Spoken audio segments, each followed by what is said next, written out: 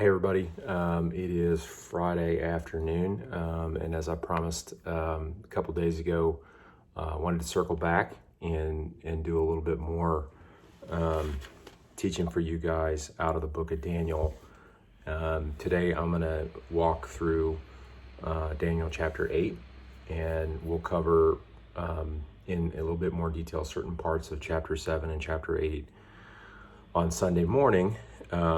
But there's a lot of similarities between the two, and so I just wanted to give everybody some context, help us speed along the conversation on Sunday morning. So if you'll remember, chapter 7 gave us this vision of King Belshazzar in the first year of his reign, and so that would have been around 553 BC.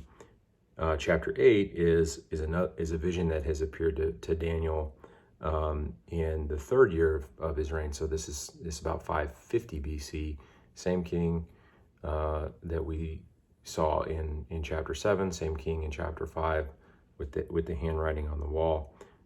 So this is Daniel's vision. There's a lot of similarity and parallel to chapter 7. And again, if you watch that video, there's a lot of parallel there with Daniel chapter 2 as well, which was Nebuchadnezzar's prophecy and vision of this giant statue. So remember what we said, that giant statue was kind of from man's perspective, these various kingdoms that have intrinsic value and worth, and so you see that Nebuchadnezzar viewed all of these present and future kingdoms as valuable and as important and as worthy of worship.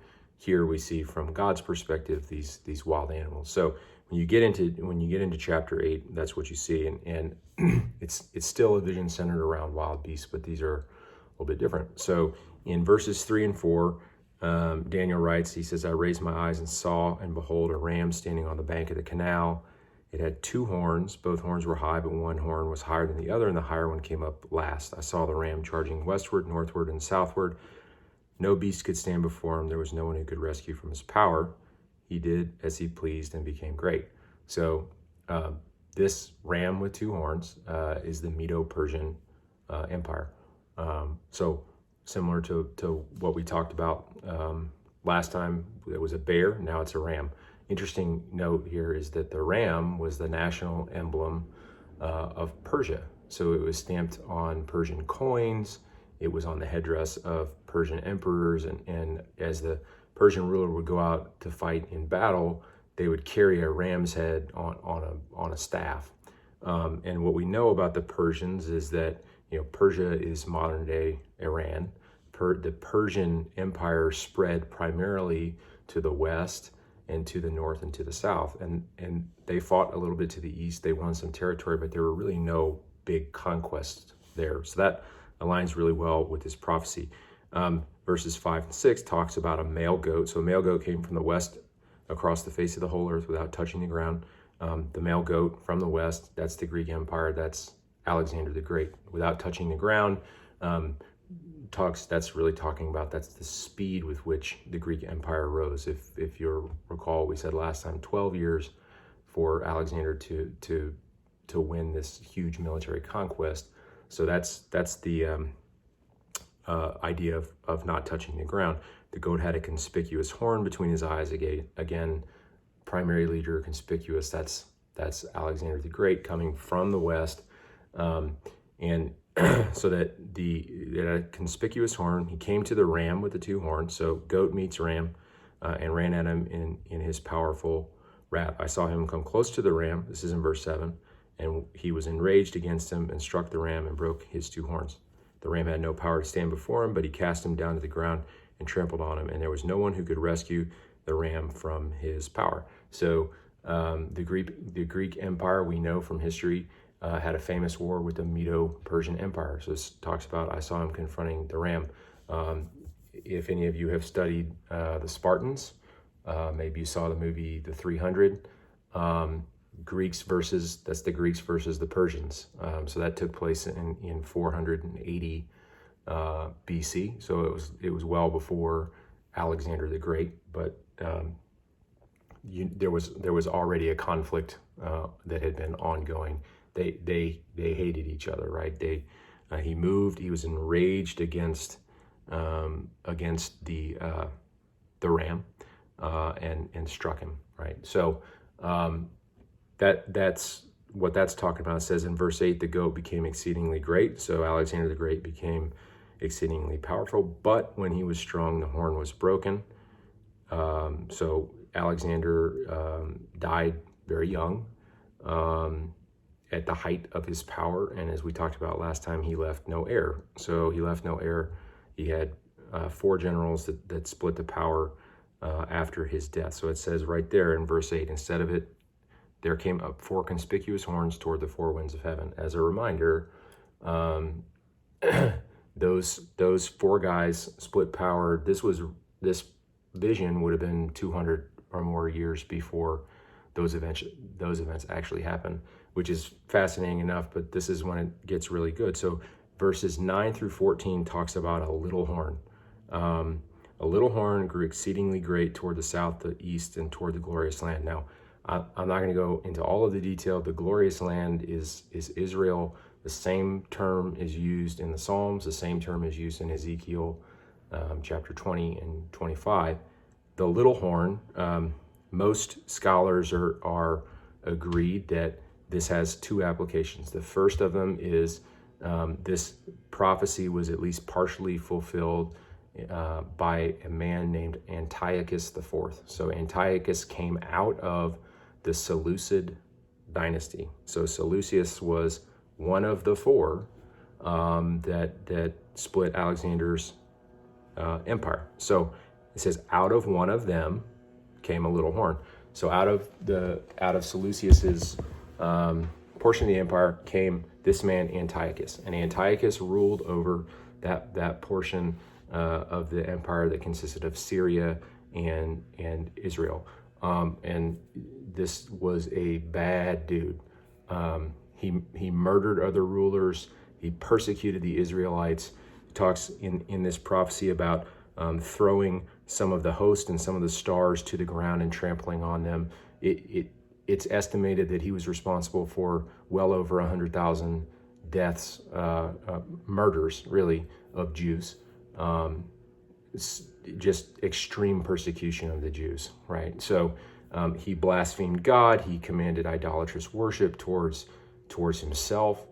He had coins minted with his likeness on them that basically referred to him as the words translate to God manifest, right? So again, bad dude. In 168 BC, Antiochus rolls into Jerusalem. He puts a stop to temple sacrifices. He starts killing people. And as a matter of fact, he goes into the temple and sacrifices a pig, which is, of course, an unclean animal. He sacrifices a pig on the altar, and he places an object sacred to Zeus inside the Holy of Holies. So he has desecrated the temple. So if you hear any other, we'll see some more of it as we go through the rest of Daniel. If you read other prophetical literature in the Bible, the desecration of the temple is a huge sign. So that this is a guy that consistently opposed God and seemed to prosper, right? But if you flip to the last half of this chapter, in verses 15 through 27, this is the interpretation of it.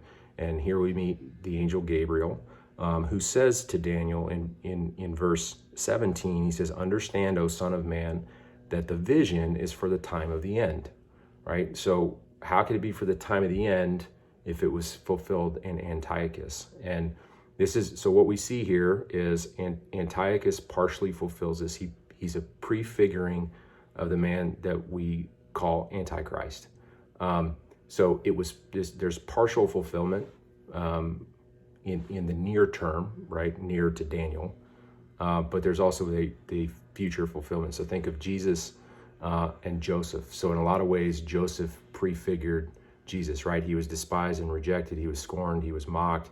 He was beaten. He was left for dead. He was falsely accused. All of those things.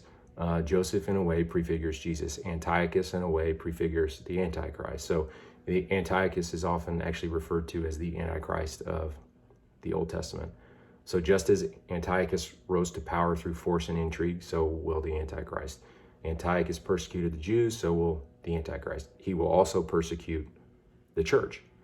Just as Antiochus stopped sacrifice and desecrated the temple, so will Antichrist. Prophetical literature refers to the abomination of desolation on the part of the Antichrist. And so a lot of people expect him to do the very similar thing to what Antiochus did with the pig and the objects sacred to Zeus. So Antiochus really established the pattern for the Antichrist to follow. So I say all that. There's a lot more to dig into. If you're interested, you can read and you can find and read the book of First Maccabees, which is not part of the canon. It's what we call the Apocrypha, which is a group of books that are considered extra biblical. And there's a reason they're not in the canon, but they do provide us with some good information and context. So you can find that, and that talks a lot about Antiochus and what he did in his persecution of the Jews.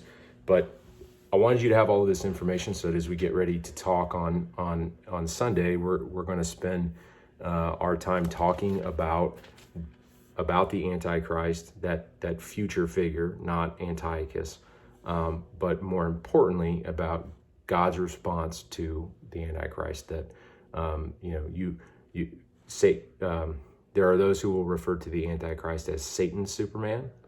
And if you know anything about the origin story behind the cartoon character Superman, he's based on the idea of Jesus. So we see God's Superman and Satan's Superman, and we see how that battle plays out. So hopefully that provides a little bit more context. I'm looking forward to seeing everybody again on Sunday morning. Hope you've had a great week, and we'll talk to you guys later.